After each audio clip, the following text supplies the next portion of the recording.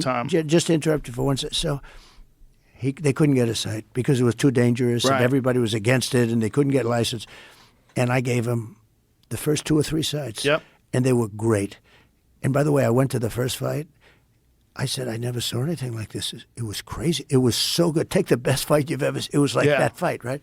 It was so good that I gave it to him again. And all of a sudden it caught on. But, when I wasn't in vogue, I've had time. You probably never had a time, but I had times when I wasn't exactly in vogue. Dana, they called him. He said, he's the greatest guy. There's nobody like him. He said, I'll never say anything bad about that guy because when I needed, because they were having a hard time at the beginning. They almost pulled the plug a couple of times, right? He said he stood up and he gave us stuff that nobody else gave us and nobody wanted anything to do. And he said, I will never. And there was a time where it would have been very popular for him to say bad stuff about me. He said the greatest stuff about me. He said, you're going to try and get me to say bad stuff about Trump? I'm never doing it. No, So he's a very, he's very, an very unusual loyal guy. Yeah, very unusual.